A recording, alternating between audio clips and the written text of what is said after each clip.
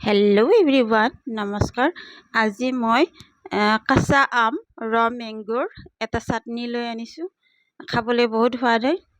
এয়া মই কেৰাহীত তেল দিছোঁ 2 চামুচমান, তাতে আধা চামুচ জিৰা দিছোঁ আৰু এয়া প্ৰায় 10-15 কোহমান নহৰু দিছোঁ। অকণমান ভাজি ল'ম, বেছি একদম ৰঙাকৈ নহয়, কালাৰ অকণমান চেঞ্জ হোৱালৈকে।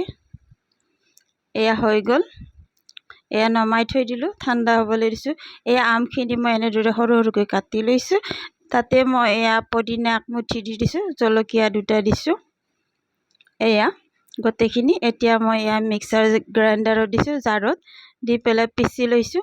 এনেদৰে জৰুৰ এবাৰ বনাই খাব। আৰু যদি মোৰ ভিডিঅ'সমূহ চাই ভাল লাগে তেনেহ'লে please like, comment, follow' and subscribe কৰি দিব মোৰ চেনেলটো। এনেদৰে এবাৰ জৰুৰ বনাই খাব। থেংক ইউ ফৰ ৱাচিং, থেংক ইউ ভেৰি মাছ। দেখিছে, এতিয়া মই নিমখ দিছোঁ, কাৰণ মই নিমখ দিয়া নাছিলোঁ। আপোনালোকে সোৱাদ অনুযায়ী নিমখ দিব আৰু এনেদৰে বনাই জৰুৰ খাব।